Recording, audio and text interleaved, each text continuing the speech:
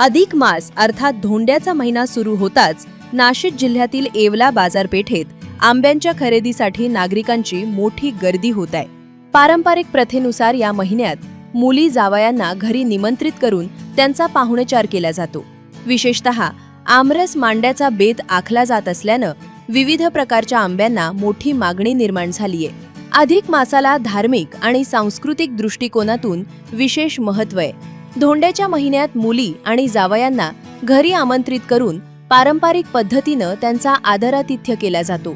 या पाहुणचारात आमरस मांड्याच्या मेजवानीला विशेष स्थान असल्यानं येवला बाजारपेठेत विविध प्रकारच्या आंब्यांच्या खरेदीसाठी नागरिकांची लगबग वाढलीय।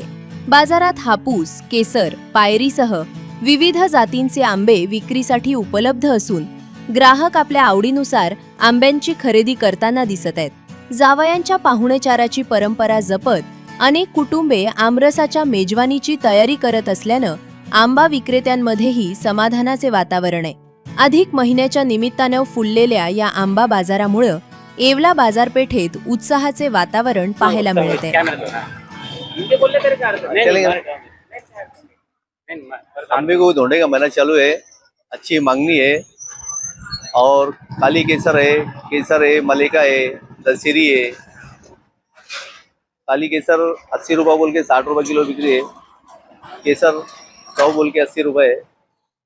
ज्यादा मांगनी की ज्यादा मांगनी काली केसर की मांगनी ज्यादा है और मलिका की मांगनी भाव बढ़ गए पिछले साल के कैसे कैसे कम है अभी तो भाव बढ़े ही माल के, ऐसे कम नहीं है। माल के भाव बढ़े ऐसे धोंडे के महीने की वजह से। हाँ, धोंडे के महीने से माल बिक रहा ऐसा नहीं है, पर माल दूसरे गांव से अपने गांव में सस्ता ही बिक रहा ऐसा।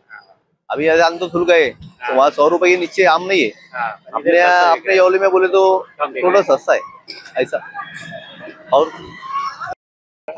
हिंदू संस्कृतीमध्ये अधिक महिन्याला फार महत्त्व असते। आता दर 3 वर्षांनी अधिक मास येत असतो, तर ह्या धोंड्याच्या महिन्यामध्ये जावयाचा आणि लेकीचा मान सन्मान करायचा असतो।